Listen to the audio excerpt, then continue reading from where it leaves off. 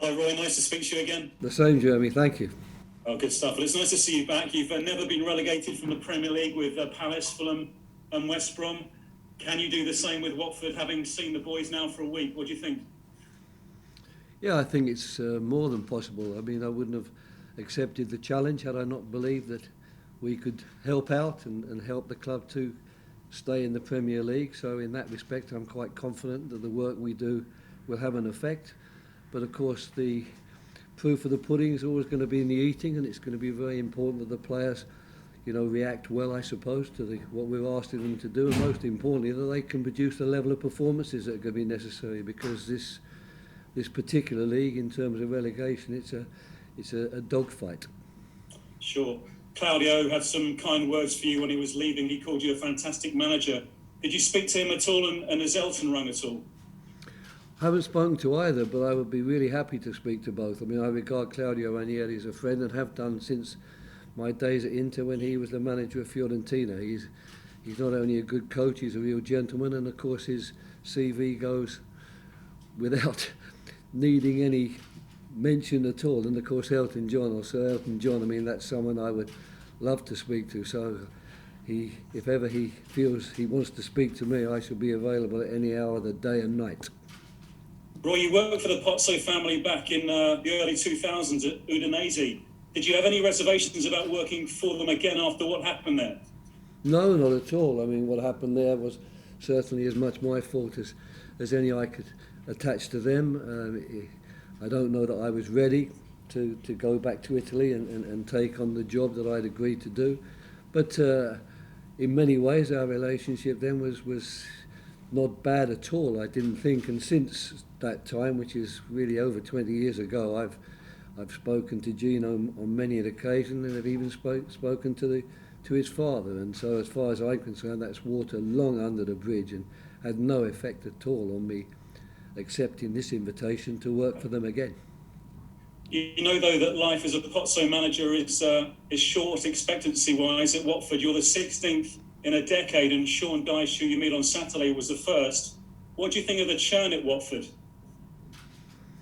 I don't really think much about it at all. I mean, obviously, when I was offered this job, it was on a very clear mandate. Can you come in and work with us until the end of the season, and can you do what we think you do well and help us to stay in the league? And so therefore it was very easy for me to accept that challenge if I thought, as I did think, I was capable and really wanting to do it. But I certainly don't intend to comment at all on the way the club and the board at the club decide they want to run their club in terms of managers. That will be entirely up to them. But I'm hoping they'll get behind me and the team in these next 4 months, because one thing is very clear: no one at Watford, supporters in particular, want the club to go down. Sure. A couple of final ones. Ray Wilkins back with you again, of course, a former Watford boss. How important is that, do you think?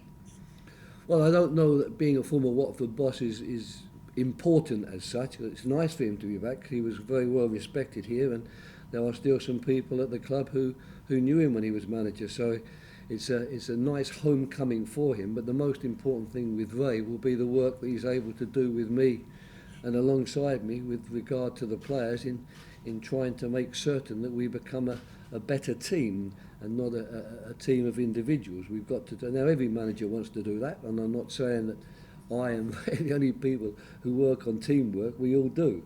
But that's our mandate with the players, and Ray is going to be an important figure in helping me to get at least the ideas that we might have across. And just finally from me, you had some things to say about the Watford mascot, Harry the Hornet, a few years ago. Have there been peace talks? Has he apologised to you? Well, I don't think it's anything to do with me. I don't think I was the manager at the time, was I? I don't think what happened. No, well, in which case I don't know why I was ever given the question in the first place, quite frankly. You know, what the hell's it got to do with me? Sam Allardyce and Harry the Hornet, if they had a bit of a set to, hopefully they've sorted it out. And if I was asked questions about bad behaviour, I'll always give my answer appropriate to the behaviour. Thanks so much, Roy, and good luck to you. Thank you very much. In the short time you've been there, do you feel you're getting the message across, and how have the players responded to what you're trying to say to them? Well, I've been very happy with the response, the enthusiasm and their diligence. The work ethic's very good. The spirit is is fine. So I'm very happy with all of those things. When it comes to are you getting your message across, well, we'll find out in the next weeks and in the games. But I'm not certain, quite frankly, that Ray and I could have done an awful lot more in this short space of time in terms of presenting, the type of thing that we'd like to see. But it's going to take more than a week or 8 or 9 days before I think we're going to look back and say, yeah, we're satisfied now. They really understand, in the same way perhaps that we thought the Crystal Palace understood what we were trying to do. But that was a 4-year process, not an 8 or 9 day process. How would you compare the sort of rescue mission, if you like, that you've got on your hands here compared to previous appointments at sort of Fulham and Palace? Well, I think it's pretty similar really to Fulham. Palace was exceptional in the sense that 4 games in a row and no points. But having said that, in 7 games we still had no points, and we got 3 points on the 8th one. Well, that's probably more than we've got here for a while. So it's certainly not an awful lot better than the Palace situation. And what's more, it's going to be a real dogfight this year, because the teams who are at the bottom, we're all a little bit adrift of the teams closer to the middle of the table. So we've got a lot of ground to make up, and it's one of those, with 18 games to go, you're very worried that a defeat's going to put you further back. So we certainly don't underestimate the task. But then I know the board of the club doesn't underestimate the task either. They are realistic. They know that this is a big fight on our hands, but they believe that the quality of the players in the squad and that the club are good enough to keep them in the league, and they entrust, if you like, to Ray Lewington and myself the task of trying to sort of mould them into a team which will get points from the remaining 18 games. Thanks, Roy. Best of luck. And you too, Damien. Thank you. Cheers. George and then James. Thanks, Rich. Hello, Roy. How are you? Hello, George. Roy, when I look back to your Fulham days, and you took over at Fulham 15 years ago, and you had that unbelievable run towards the end of the season. You won at Man City and then you beat Portsmouth. Is this what you anticipate, a sort of another great escape? It's going to go down to the wire to keep Watford in the Premier League? Well, I'd really like to think that we could do without the drama and get ourselves enough points to avoid the enormous tension that we had at Fulham that time. And I think in the last 5 games we took as many as 11 or 12 points. It was something quite incredible. I mean, you're not going to do that all the time. There's no doubt about it. So if we want to survive here, we better start getting our points tally moving in the right direction a lot quicker than that. I think that the magnitude of the task is around about the same. I don't think it's easy for any team that finds themselves in February at the bottom of the table or in the bottom 3 to be certain that they're going to get out of it. We've got to believe that the quality of the squad and the desire, if you like, of the players to keep the team in the Premier League is going to be good enough to get us out. And I was lucky enough at Fulham and lucky enough too at Crystal Palace and to a somewhat lesser extent at West Bromwich Albion to find the players there who are going to do that for the club. Did you ever speak to Watford since you left Palace about taking this job over the season? I just wondered whether you sort of think, if you took the job in November, you think you'd be clear of this relegation zone now?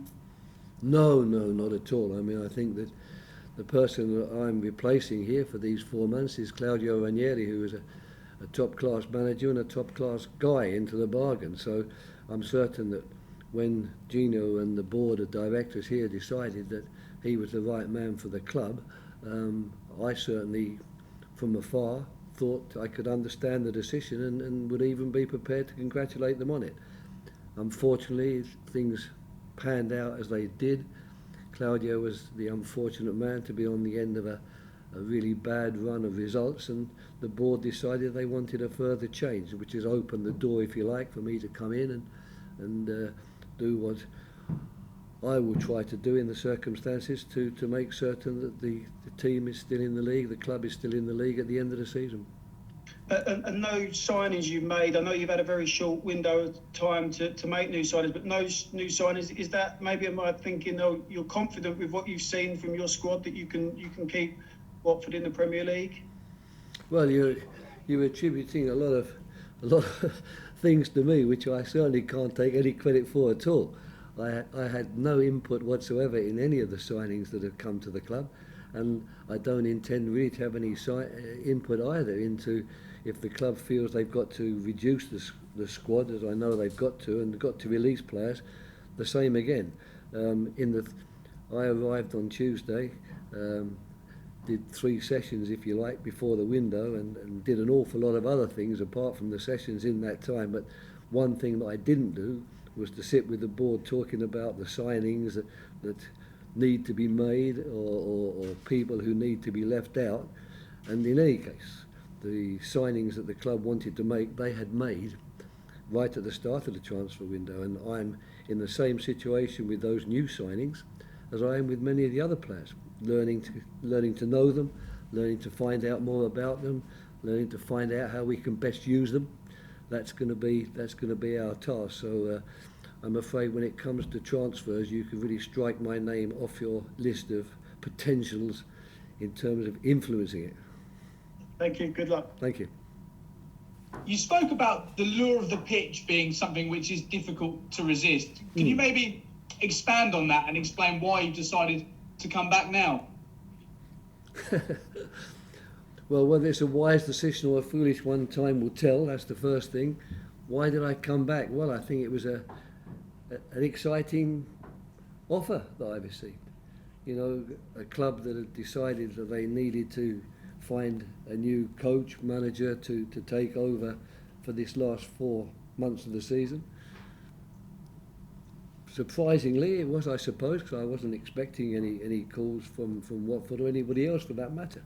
But when the call arrived, and it was made clear to me that we think that you are the man we would like to do the job, then it was a very easy job to accept.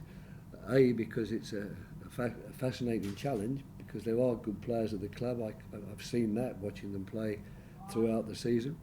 But also, of course, I've had 6 or 7 months away from it, and the football pitch and the thought of working every day with players has always been something which I knew I would find hard to resist. I thought that I would probably find it a bit easier to resist than I have actually found it. So that's why this job, when it came up, really was one that I was never going to turn down, because it was quite literally the siren call from the Mermaids as the sailor passes by on his ship. They got the right mermaids going past the right ship, if you like. Do you see this as a short-term project, or does your contract have flexibility to go beyond that? No. There was never a question of that. I didn't come in here asking for guarantees, and I didn't certainly expect any. I came in wanting to hear what the board thought and what they would expect of me, and what the mandate was going to be.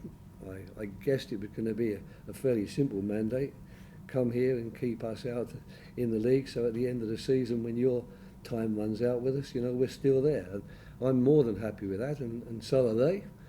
So that's where we are, and I don't want to think certainly any further than May at the moment, because I'm going to need to be 100% focused and give every single bit of my attention to the task at hand, which is not a simple task, as everybody knows. And finally, from me, you mentioned some of the players you knew about before coming into Watford. Is there anyone that's impressed you in particular so far, or anybody that you're really excited about working with?